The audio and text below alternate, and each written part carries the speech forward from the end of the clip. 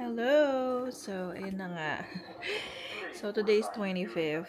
Tulog na yung mga tao ulit. Pagkabukas ng gift, natulog na ulit yung panganay ko. Tapos si Phil, natulog ulit.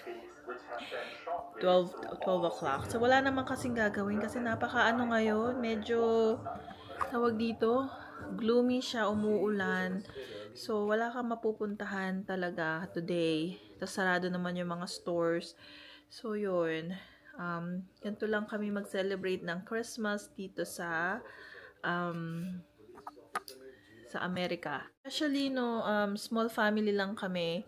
So, hindi naman talaga kami extravagant sa mga pa-party, ganyan. Sa Pilipinas, kasi nandun yung mga kamag-anak ko sa Bicol. Yun, namimiss ko yun pag nagre-reunion noon. Ayan, nakakamiss din yun. So, anyway, today is, well, hindi pa naman ako papasok, pero balik work na ulit ako soon. So, yan. Parang ayoko nang bumalik ng work, pero, dibale, work lang ng work, ipon ng ipon, para makauwi ng Pilipinas. Pumunta ka sa ibang bansa para makaipon at para bumalik ng Pilipinas. Ganun yata ngayon ang uso, diba? Anyway, tapos na yung Pasko. Marami pa tayong mga tirang pagkain sa fridge. So, hindi tayo magluluto. Ang inaabangan natin ngayon is yung New Year. I know, New Year. Pag nagse-celebrate ng Pasko at saka New Year sa Pilipinas, iba yung feeling.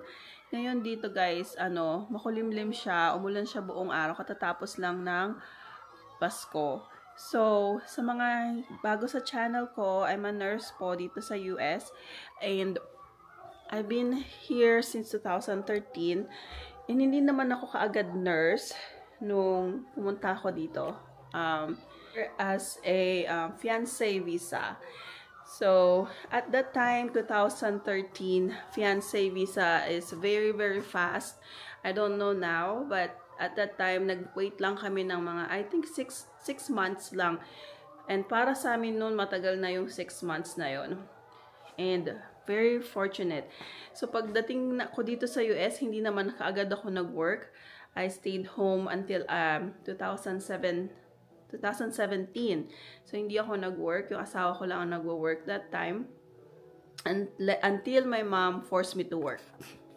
So, my first job here in the US was a caregiver, not a certified nursing assistant, just a caregiver sa memory care. So dito sa US guys, usong-uso dito. Ewan ko ba no, bakit nga ba maraming may dementia dito sa US?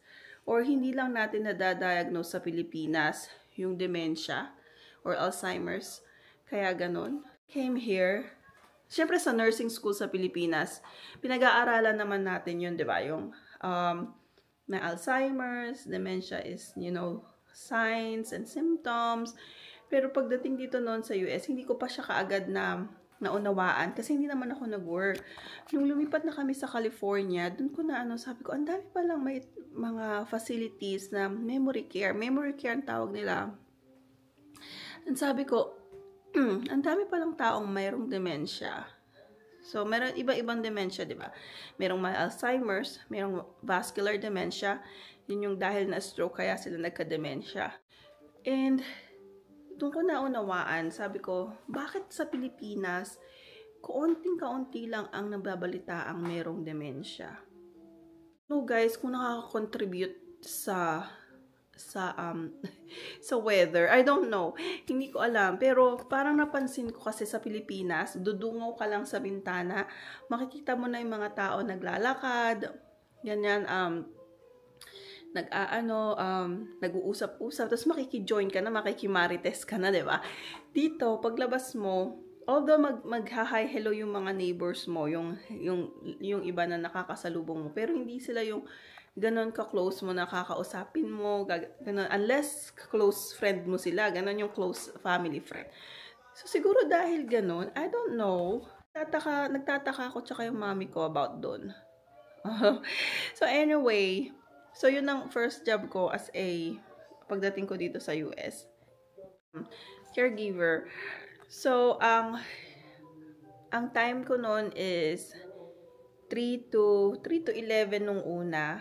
Tapos, parang dahil yung asawa ko is nag-work siya, so ginawa ko na lang is gabi. 11, oh no, not 3 to 11, 2 to 11. Tapos ginawa ko na lang siyang 11, 10 to 6, I'm sorry, 2 to 10. Tapos, ang ginawa ko na lang is 10 to 6 a.m.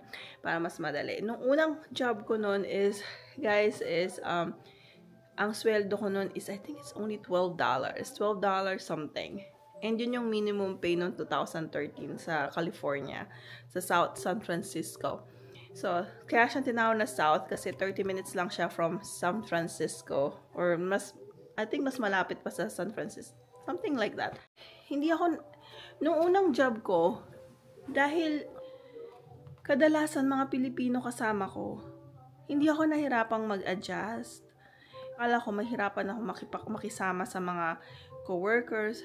Pero nung nag-apply na ako, puro mga Pilipino, tapos with konting ibang lahi. So, parang feel at home ka na nag-work kasi mga kasama mo, Pilipino. Yung time na yon, mababait yung mga kasama ko, mababait yung mga co-workers ko. Yung boss namin is puti siya. Tapos, yun, in-orient ka muna nila a week or 2 weeks, para masanay ka sa mga residente. And nakakatawa kasi talagang, syempre may dementia sila, so pag ayaw nila magpapalit sa'yo, sasaktan ka nila, so kailangan mo na lang diskartehan. Totoo ang balita. Ang balita noon nung nasa Pilipinas ako na yung ibang mga tao is yung dumi nila itatapon nila sa'yo. Totoo yung balita. Akala ko hindi totoo siya. Parang binabrush off ko siya nung napapanood ko siya sa TV. Yung di ba yung pelikula ni Sharon Cuneta? binabrush off ko lang. Akala ko hindi totoo. Yung pala totoo siya. Pero dahil sinasadya nila yun, or gusto nilang gawin, or dahil may sakit sila. So, hindi naman dahil, nasa matinong pag-iisip at gagawin yun, no? Hindi talagang may dementia lang talaga. Kaya, nangyayari yung mga ganung bagay. Doon ako na medyo nag-adjust ng konti. Siyempre, hindi ako sanay. So, mag-adjust ka talaga sa work mo. Maglilinis, ganun na mga ganun. So, pero hindi naman nagtagal kasi sanayan lang talaga. Marami kaming bills. So, ang mentality ko nun, guys, yung sweldo ko nun na, I think, $900 per paycheck. So, kung i-convert mo ng peso, malaki, diba? $900 per paycheck, iipunin namin pambili ng bahay. Pero hindi nangyari kasi hindi kaya. Hindi kaya ng powers. So, ang nangyari nun is, sasakyan tuloy na bili na. Hindi siya kaya ng powers. So, ang nangyari lang, pandagdag bayad ng bills na lang. Kasi, akala ko nun talaga, guys, pag nag-work na ako, makakaluwag-luwag kami noon. Pero hindi pa rin. Parang kulang pa rin siya. Hindi naman kulang. Parang sakto na lang, ganon. Hindi ka pa rin makakaipon. Sorry, guys. Naisip ko na need kong mag-work as a nurse. Kasi kung hindi, kasi nabalita ako ng chismis, malaki daw ang kita ng nurse noon. So, ang ginawa ko, guys, nag-NCLEX ako. Pero, ibang state nga. Kasi, kung panunurin yung ibang vlog ko, in-explain kung bakit ibang state ako kumuha ng NCLEX, tapos nag-California. So, yun. Doon kami nakaipon ng bahay, ng pambili ng pang-down payment ng bahay nung nag-nurse na ako. So, iba talaga ang, tiyaga-tiyaga lang talaga, promise. Kasi kung